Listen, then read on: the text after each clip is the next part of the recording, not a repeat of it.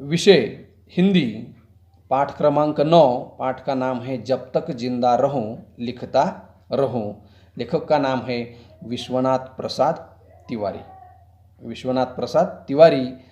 तो लेखक ने इस साक्षात्कार में अमृतलाल नागर जी से बातचीत की है और उनके समय के राजनीति, सामाजिक परिस्थितियों और लेखकों का उन पर क्या प्रभाव रहा है, उनके लेखन पर क्या प्रभाव रहा है, इन सभी की जानकारी हमें इस पाठ के माध्यम से यानी साक्षात्कार के माध्यम से दी है।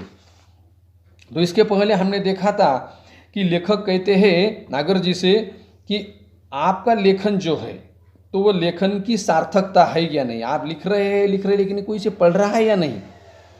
तो नागर जी उत्तर देते हैं कि पाठकों के मुझे खत आते हैं तो इसी से पता चलता है कि मेरा लेखन उन्हें पसंद है। अब तिवारी जी का आगे का प्रश्न है, नागर जी आपने भ्रमण तो काफ़ी किया है, यानी घूमे हैं आप, सफ़र किया है। तो नागर जी का उत्तर है हाँ, पूरे अखंड भारतवर्ष का भ्रमण किया है, पेशावर से कन्याकुमारी तक। अब पेशावर क्यों? क्योंकि स्वतंत्रता पूर्व काल है और उस समय आज का जो बांग्लादेश है, पाकिस्तान है, वह सब भारत में ही था, हिंदुस्तान में ही था, जिसे हिंदुस्तान के नाम से जानते थे। तो पेशावर से कन्याकुमारी तक और बंगाल से कश्मीर तक, इन यात्राओं का मुझे लाभ हुआ है कि मैंने कई सारे लोग देखे हैं, कई सारे चरित्र देखे हैं और उनका मनोविज्ञान भी मैंने समझ लिया है।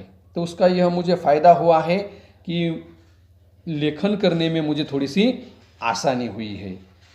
तिवारी जी अपने समय के लेखकों में से किसे पसंद करते हैं आप, यानी आपके समय के जो लेखक हैं उसमें से किसे पसंद करते हैं आप? तो नागर जी का उत्तर है, अगर दिल से पूछे तो एक ही आदमी है, उसे बहुत प्यार करता हूँ, वह है रामविलास शर्मा। कौन है? रामविलास शर्मा। प्रभात कुमार मुखोपाध्याय का संग्रह देसी और विलायती अगर आज मिले तो फिर पढ़ना चाहूँगा। इसका? प्रभात कुमार मुखोपाध्याय का। कौन सा? देसी और विलायती। बदलते हुए भारतीय समाज के सुंदर चित्र है उनकी कहानियों में। तो उनकी कहानियों में क्या है? बदलता हुआ भारतीय समाज। टॉलस्टॉय और चेखव की रचनाएं भी मुझे प्रिय है। अब ये रशियन है, रशिया के हैं। कौन? टॉलस्टॉय और चेखव। इनकी रचनाएं यानी इनका लेखन भी मुझे प्रिय है। तिवारी जी का आगे का प्रश्न है, आपने तो पत्रों का बहुत संकलन किया है, पत्रों का बहुत संकलन किया है। नागर जी उत्तर देते हैं हाँ, बहुत पत्रों का मैंने संकलन किया है, पत्रों का काफ़ी संग्रह मेरे पास है, लेकिन वो व्यवस्थित रूप से नहीं है। इसके लिए मुझे बहुत घूमना पड़ा। मैंने प्रत्येक जाति के लोगों से मुलाकात की, भेंटवार्ता की, उनके रीति रिवाज जाने और रीति रिवाजों को लिखकर मैंने इकट्ठा किया है। कई सारे लोगों से मैंने सुना है, बड़े लोगों से, बूढ़े लोगों से सुना है और इसके लिए मुझे बहुत कष्ट उठाना पड़ा।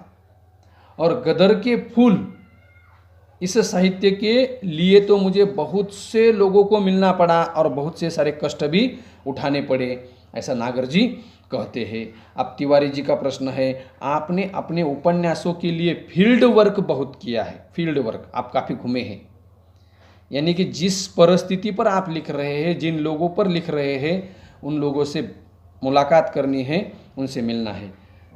तो नागर जी कहते हैं हाँ, बहुत करना पड़ा है। नाचो बहुत गोपाल के लिए सफाई कर्मचारियों के बस्तियों में जाना पड़ा, उनके रीति रिवाजों का अध्ययन करना पड़ा।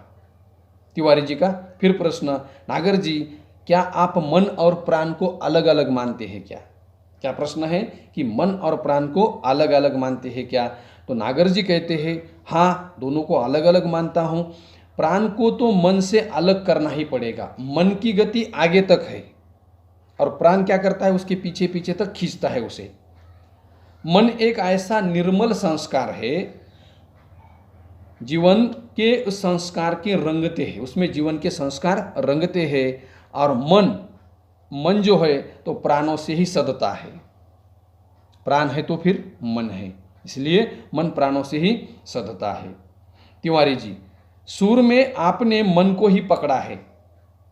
हाँ, नागर जी का उत्तर है हाँ। सूर ने एक जगह लिखा है कि मैं 10 दिशाओं में देख लेता हूं। कौन? सूरदास जी, जो जन्म से अंधे थे, तो वे कहते हैं कि मैं 10 दिशाओं में देख सकता हूं, देख लेता हूं। जब पूरी प्राण शक्ति एक जगह केंद्रित होगी तो हम देख सकते हैं, क्योंकि इंट्यूटिव आई उसे देख लेती है। इंट्यूटिव आई का मतलब है अंतर्ज्ञान से देखने वाला, अंतर्ज्ञान से देखने वाला। तो देखता है तो एक आँख, अंतर्ज्ञान एक आँख बन जाती है और उससे माध्यम से हम देखते हैं। तिवारी जी का प्रश्न है, नागर जी हम लोगों ने आपका बहुत समय लिया है, यहाँ तक कि आपका स्वास्थ्य और आपकी उम्र, इन दोनों की तरफ तो हमने देखा ही नहीं, केवल प्रश्न पूछते ही चले जा रहे हैं और आप है कि उसके उत्तर दे रहे हैं। तो नागर जी कहते हैं कोई बात नहीं, मेरा स्वास्थ्य एकदम ठीक है। मेरा स्वास्थ्य कैसा है? एकदम ठीक है, मैं सकुशल हूँ, अच्छा हूँ। लेकिन जब मेरे पत्नी की मौत हुई थी तब उसके बाद मैं थोड़ा सा टूट गया था। कौन कह रहे हैं? नागर जी कहते हैं फिर मैंने सोचा कि मुझे लिखने के सिवाय और कुछ करना ही नहीं है, क्या चारा है, तो मैं लेखन की ओर जुड़ गया। अब तुम लोग मुझे केवल इतना ही कहो या ईश्वर से मेरे लिए इतनी ही प्रार्थना करो, इतना ही यह मनाओ कि जब तक जिंदा रहूं लिखता रहूं। क्या कहते हैं नागर जी? नागर जी लेखक से कहते हैं कि आप लोगों ने मेरा समय लिया, कोई बात नहीं, मैं अच्छा हूँ, लेखन के प्रति मैंने स्वयं को समर्पित कर दिया है। आप लोग भगवान से यही प्रार्थना कीजिए, मुझे यही दुआ दीजिए कि जब तक जिंदा रहूँ लिखता रहूँ, यानी साहित्य की सेवा कर सकूँ या करता रहूँ। इस तरह से लेखक विश्वनाथ प्रसाद तिवारी जी ने एक साहित्यिक अमृतलाल नागर जी से बातचीत की है और उनके समय की राजनीतिक सामाजिक परिस्थितियों, लेखकों आदि के बारे में प्रश्न पूछे हैं और इन सभी का नागर जी के जीवन पर और लेखन पर क्या प्रभाव पड़ा है, साक्षात्कार के माध्यम से लेखक ने हमारे सामने इन शब्दों से रखा है। आप पूरा पाठ पढ़ लीजिए और पाठ का स्वाध्याय भी पूरा कीजिए।